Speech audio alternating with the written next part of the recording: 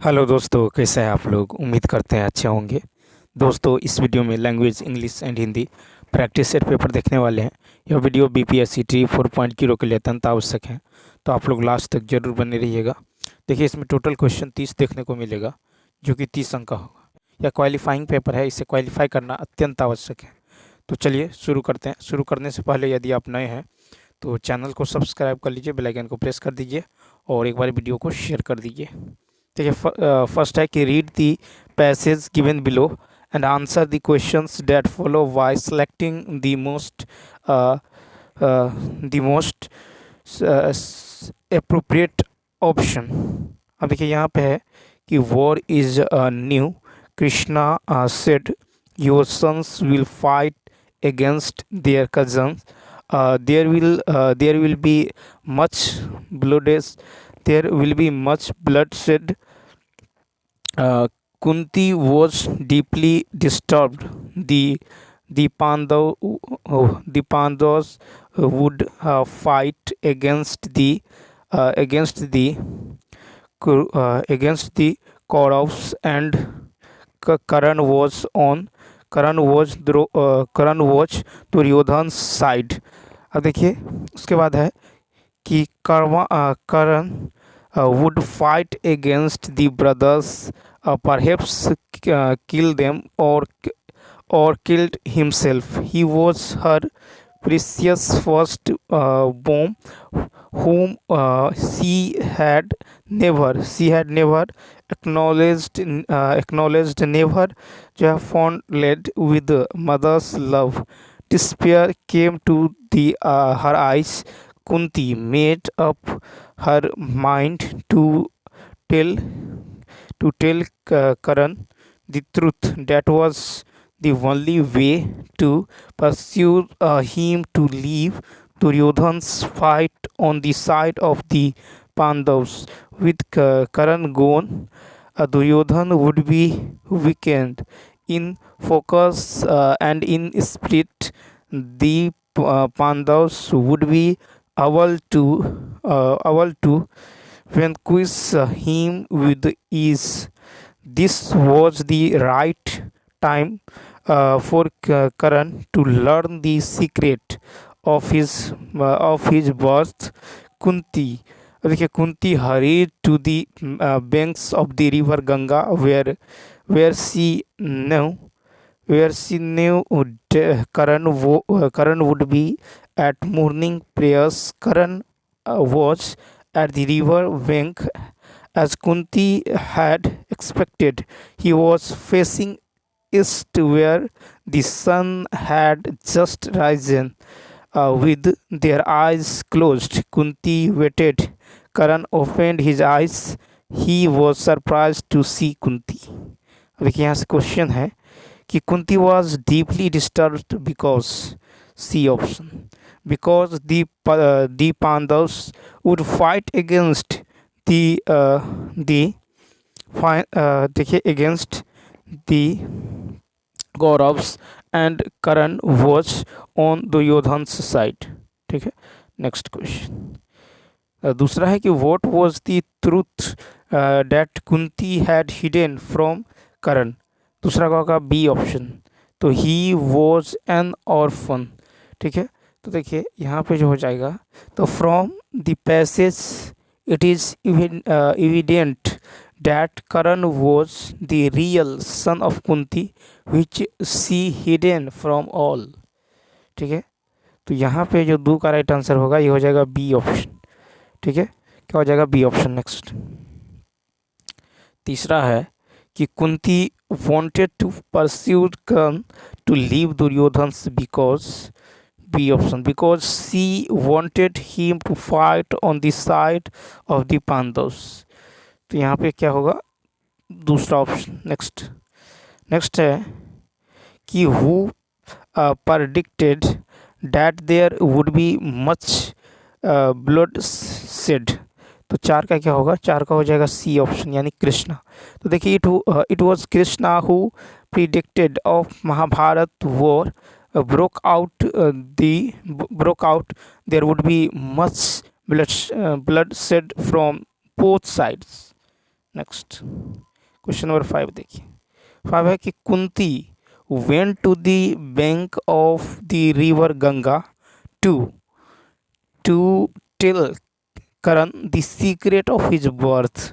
ठीक है, तो Kunti went to the banks of the river Ganga to tell Karan the secret of his birth. 6 number देखिए। 6 है 6 है कि choose one word substitution out of the 4 alternatives building in which dead bodies are kept for a time. तो 6 का होगा A option. क्या हो जाएगा? ए ऑप्शन हो जाएगा। तो देखिए यहाँ पे जो हो जाएगा MORTUARY। ठीक है, तो यहाँ पे हो जाएगा मर्चुअरी। इसका अर्थ क्या होता है? तो देखिए इसका जो अर्थ होता है ये होता है ठीक है, शवगृह। क्या होता है? शवगृह। ठीक है, तो building in which dead bodies are kept for a time. ठीक है, तो यहाँ पे होता है जहाँ पे शवों को रखा जाता है उसको बोलते हैं शवगृह। ठीक है, उसके बाद देखिए यहाँ पे है यहाँ पे देखिए यहाँ पे MONASTERY मोनेस्ट्री। ठीक है, मोनेस्ट्री ये नाउन है। ठीक है, मोनेस्ट्री क्या है? MONASTERY मोनेस्ट्री नाउन है। इसका अर्थ होता है building in which Monks live. ठीक है, इसको बोलते हैं मठ। ठीक है, क्या बोलते हैं? तो मठ या आश्रम। ठीक है, मठ या आश्रम। ठीक है, तो मोनेस्ट्री मतलब होता है building in which Monks live, जहाँ पे मॉन्क यानी मठवासी रहती है उसको बोलते हैं मठ या आश्रम। ठीक है, उसके बाद देखिए उसके बाद है सेनिटोरियम। SANITORIUM सेनिटोरियम का अर्थ होता है, ये नाउन है और इसका अर्थ होता है स्वास्थ्य। क्या होता है? तो स्वास्थ्य होता है। ठीक है, स्वास्थ्य होता है, निवास होता है। क्या होता है? स्वास्थ्य होता है और निवास होता है। तो सेनिटोरियम। ठीक है, सेनिटोरियम का अर्थ होता है स्वास्थ्य या फिर निवास। नेक्स्ट देखिए क्वेश्चन नंबर 7 है कि out of 4 alternatives choose the one which can be express the meaning of the given word. अब है SAVOUR सेवर। SAVOUR तो शेवर जो है नाउन है। क्या है? शेवर नाउन है। इसका अर्थ होता है जो है आपको TAST। क्या होता है? तो टेस्ट। ठीक है, TAST टेस्ट होता है। उसके बाद ODUR DOODOUR। उसके बाद होता है FLAVOUR फ्लेवर। ठीक है, फ्लेवर यानी स्वाद। इसका अर्थ होता है स्वाद, सुगंध, स्वाद, सुगंध। ठीक है, तो याद रखना है सेवर ये नाउन है। इसका अर्थ होता है टेस्ट। और ड्यूर फ्लेवर यानी स्वाद, सुगंध। इसका सिनोनिम हो जाएगा आपको टेस्ट यानी ए ऑप्शन। तो सिनोनिम क्या हो जाएगा? टेस्ट हो जाएगा। ठीक, उसके बाद देखिए उसके बाद है यहाँ पे प्रोटेक्टर। PROTECTOR प्रोटेक्टर नाउन है। ठीक है, प्रोटेक्टर का अर्थ क्या होता है? तो आश्रयदाता। आश्रयदाता प्रोटेक्टर का होता है आश्रयदाता, संरक्षक। आश्रयदाता ठीक है, संरक्षक। ठीक है, उसके बाद देखिए SOUR ये एडजेक्टिव है। SOUR क्या है? एडजेक्टिव है। इसका अर्थ होता है बीटर और शार्प इन टेस्ट यानी श्योर मतलब होता है खट्टा। ठीक है, श्योर मतलब क्या होता है? खट्टा। नेक्स्ट क्वेश्चन देखिए 8 है कि choose the word which is most nearly opposite in meaning to the word given in bold at the question places. Receptive. ठीक है, तो 8 का देखिए रिसेप्टिव ये एडजेक्टिव है। क्या है? एडजेक्टिव। इसका अर्थ होता है प्रोमोट इन रिसीविंग नॉलेज। ठीक है, आइडियाज ETC यानी इसका हिंदी अर्थ होता है ग्रहणशील। ठीक है, रिसेप्टिव मतलब होता है ग्रहणशील।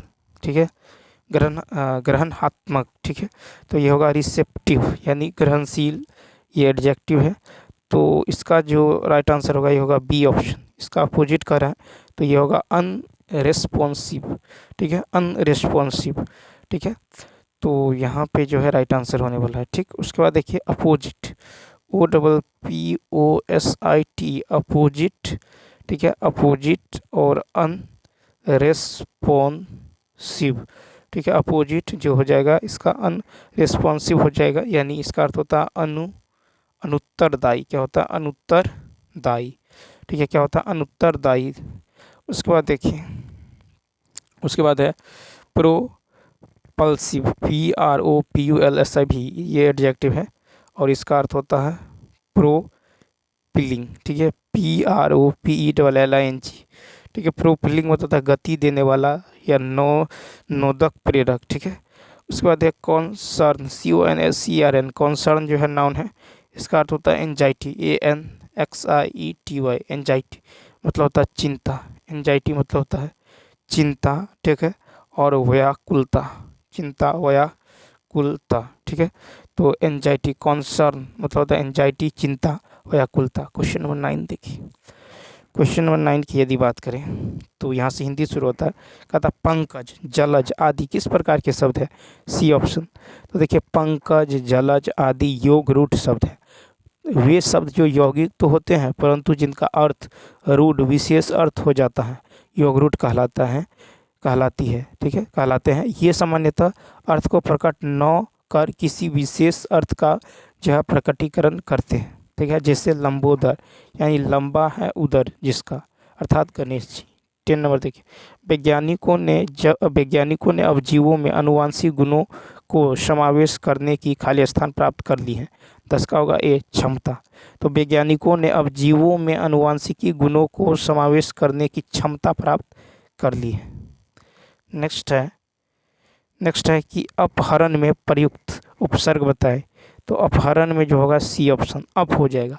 अपहरण में अप उपसर्ग का प्रयोग किया गया है। ठीक है, अपहरण उपसर्ग होता है जो पहले आता है।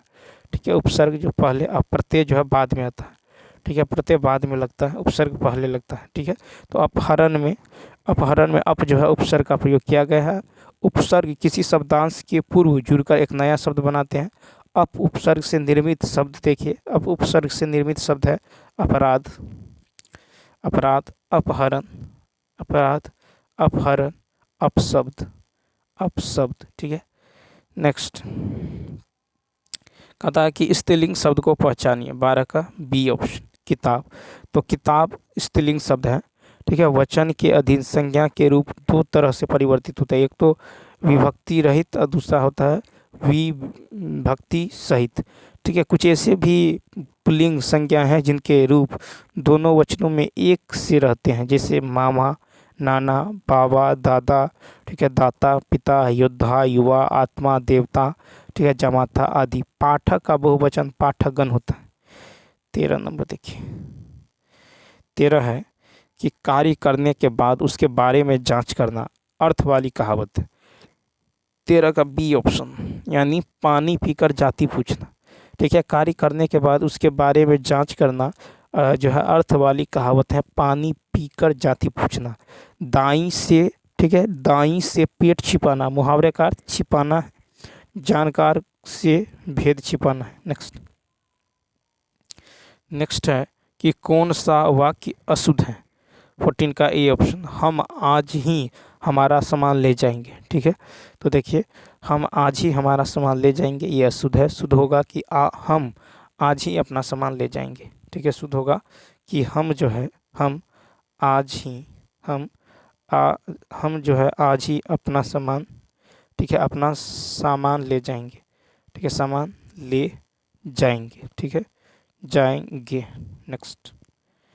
अब नेक्स्ट क्वेश्चन है कि नीलकंठ शब्द में, ठीक है, नीलकंठ शब्द में समास है। ठीक है, नीलकंठ शब्द में समास है।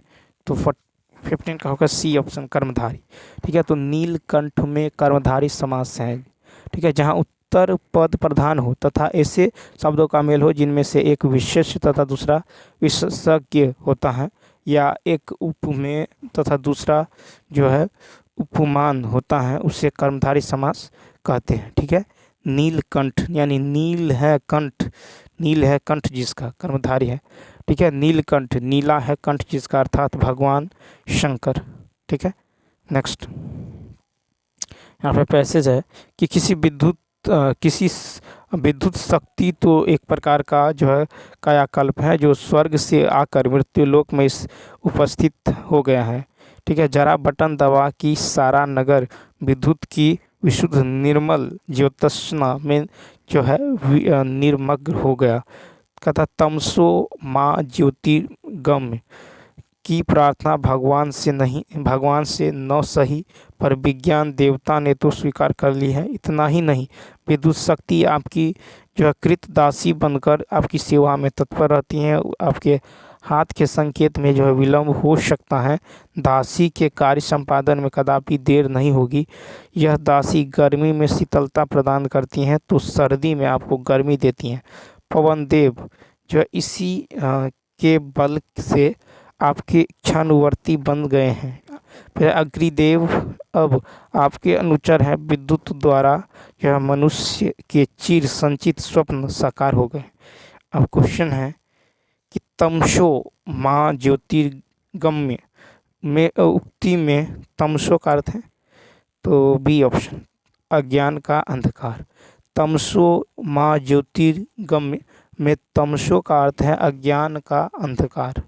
नेक्स्ट है अंतिम वाक्य का आशय 17 का सी ऑप्शन, मनुष्य को मनचाहा अनुचर मिल गया है। ठीक है, तो 17 का देखिए अंतिम वाक्य का आशय है मनुष्य को मनचाहा अनुचर मिल गया।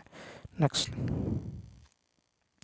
फिर है कि अवतरण का उपयुक्त शीर्षक होगा 18 का सी ऑप्शन, क्या होगा, मानव सेवा में विद्युत शक्ति। ठीक है, तो 18 का हो जाएगा आपको सी ऑप्शन, अवतरण का उपयुक्त शीर्षक मानव सेवा में विद्युत शक्ति है। ठीक है, 19 नंबर देखिए, कहता है कि आज हमें व्याकरण पढ़ाया गया। यह जो है किस वाक्य का उदाहरण है? 19 का ए ऑप्शन, कर्तवाच। आज हमें व्याकरण पढ़ाया गया कर्तवाच का उदाहरण है। जिस वाक्य में क्रिया के कर्म का प्रधानता हो उसे कर्मवाच कहते हैं। ठीक है, कहता आभा द्वारा पुस्तक पढ़ी गई कर्तवाच का उदाहरण है। यहाँ पढ़ी गई क्रिया का कर्म जो है पुस्तक वाक्य का उद्देश्य है, अतः पढ़ी गई जो है क्रिया कर्मवाच है। ठीक है, नेक्स्ट 20 है कि अयोगवाह वर्ण है, ए ऑप्शन। तो देखिए अयोगवाह वर्ण अ है, अनुस्वार और विसर्ग, 9 स्वर है 9 व्यंजन है, इनका योग 9 स्वर से होता है 9 व्यंजन से होता है, इसलिए इसे अयोगवाह कहते हैं। अयोगवाह स्वर के बाद आते हैं और स्वर से अलग रहते हैं। नेक्स्ट तो 20 का हो जाएगा ए। क्वेश्चन नंबर 21 देखिए, 21 है कि सदैव में प्रयुक्त संधि का नाम। तो सदैव में प्रयुक्त संधि का नाम क्या होगा? तो इसका राइट आंसर होगा बी ऑप्शन, स्वर संधि। सदैव में स्वर संधि है। सदैव का संधि विच्छेद है सदा जोर एव। ठीक है, सदा जोर एव, जैसे आ प्लस ए बराबर क्या होता है? ऐ होता है। ठीक है, वृद्धि स्वर संधि का उदाहरण है। ठीक है, और आर प्लस ए क्या होता है? अब देखिए यहाँ पे जो है 21 का बी ऑप्शन हो जाएगा कि सदैव में स्वर संधि। झगड़ालू में प्रत्यय पहचानिए, 22 का बी आलू। तो झगड़ालू में प्रत्यय हो जाएगा आलू। ठीक है, ओरा प्रत्यय से बना शब्द है भगोरा। ठीक है, भगोरा, हंसोरा। ठीक है, हंसोरा, चटोरा। ठीक है, चटोरा, बटोरा। ठीक है, बटोरा। और इयल प्रत्यय से बना शब्द है अरियल। क्या है? तो अरियल है। उसके बाद सरियल है, अरियल, सरियल, मरियल। ठीक है, मरियल। उसके बाद है दढ़ियल। ठीक है, दढ़ियल। एत प्रत्यय से बना शब्द है लठेत। नेक्स्ट 23 नंबर देखिए, कहता सम्मिलित स्वर है, तो ए ऑप्शन उह। सम्मिलित स्वर क्या है? उह है। तो देखिए जिन्हा की ऊंचाई के आधार पर जो विवृत, अर्धविवृत और अर्ध संवृत और संवृत में स्वर को बांटा जाता है। संवृत स्वर है हर्ष ई, दीर्घ ई, उ, उह। ठीक है, यह आपको संवृत स्वर।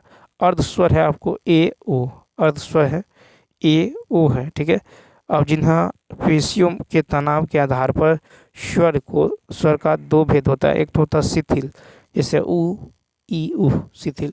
कठोर होता है आह, दीर्घ ई और उह। नेक्स्ट 24 नंबर है, देखिए कारतूस और कर्फ्यू किस भाषा का शब्द है? कारतूस और कर्फ्यू, तो देखिए 24 का होगा सी ऑप्शन, फ्रेंच। कारतूस और कर्फ्यू फ्रेंच भाषा का शब्द है। कारतूस और कर्फ्यू फ्रेंच भाषा का शब्द है। फ्रेंच भाषा से आए अन्य शब्द है कूपन, अंग्रेज, बिगुल। अरबी भाषा से आए शब्द है तरक्की, दवा, दिमाग, शाम, दुनिया आदि। फारसी भाषा के शब्द है जिंदगी, जहर, दिल। ठीक है, शादी, गुलाम आदि। ठीक है। तुर्की भाषा का शब्द है बेगम, लाश, ठीक है, ताश, चाकू। 25 है कि पंकज, जलज आदि किस प्रकार के शब्द हैं? 25 का सी ऑप्शन, योग रूट। तो पंकज, जलज आदि योग रूट शब्द है। वे शब्द जो यौगिक तो होते हैं परंतु जिनका अर्थ रूढ़ हो जाता है, योग रूट शब्द कहलाते हैं। ये सामान्य अर्थ को प्रकट न कर किसी विशेष अर्थ का प्रकटीकरण करते हैं। जैसे लंबोदर, लंबा है उधर जिसका, अर्थात गणेश जी। 26 नंबर देखिए, 26 है कि जो स्त्री सूर्य भी न देख सके उसके लिए एक शब्द। तो 26 का बी ऑप्शन, असूर्य, असूर्यम पश्या, ठीक है। तो जो स्त्री सूर्य न देख सके उसके लिए असूर्य पश्या, ठीक है। तो यहाँ पे जो राइट आंसर होगा बी ऑप्शन, ठीक। अब देखिए, जिसका कोई शत्रु न हो, अजात शत्रु, ठीक है। मन की बात करने वाला अंतर्यागी, ठीक है। गुरु के समीप रहने वाला अंत्यवासी, जिसके बिना काम न चल सके, अपरिहारी। 27 है गगनचुंबी शब्द में कौन सा समास है? 27 का बी ऑप्शन, तत्पुरुष समास। गगनचुंबी शब्द में तत्पुरुष समास है, गगनचुंबी, गगन को चूमने वाला। गगनचुंबी में कर्म कर्म तत्पुरुष है, ठीक है। और देखिए, जिस समास में पूर्व पद गौण तथा उत्तर पद प्रधान हो उसे तत्पुरुष समास कहते हैं, ठीक है। 28 नंबर देखिए, 28 नंबर है कि हिंदी तथा इसकी विविध बोलियां किस लिपि में लिखी जाती हैं? 28 का सी ऑप्शन, देवनागरी। तो हिंदी तथा इसकी विविध बोलियां देवनागरी लिपि में लिखी जाती हैं, ठीक है। 29 है कि नीलगाय पद में समास है, नीलगाय पद में समास है। 29 का होगा सी ऑप्शन, कर्मधारी। तो नीलगाय में कर्मधारी समास है। नीलगाय का समास विग्रह है, नीली है गाय जो, ठीक है। इसमें नीली और गाय शब्द के बीच विशेषण विशेष्य का संबंध है, ठीक है। तो ऐसा समाज जिसका पहला पद विशेषण और दूसरा पद विशेष्य होता है एवं पूर्व पद एवं उत्तर पद में उपमान उपमेय का संबंध होता है, उन्हें कर्मधारी समास कहते हैं। 30 नंबर देखिए, 30 नंबर है कि तन पर नहीं लता पान खाए अलबत्ता, लोकोक्ति का अर्थ। 30 का ई ऑप्शन, देखिए, तन पर नहीं लता पान खाए अलबत्ता, लोकोक्ति का अर्थ है झूठा दिखावा करना, ठीक है। तो चलिए दोस्तों, इस वीडियो में इतना ही। यदि ये वीडियो अच्छा लगा हो तो लाइक, शेयर और सब्सक्राइब करना ना भूलें। तो चलिए मिलते हैं नेक्स्ट वीडियो में। Thanks for watching.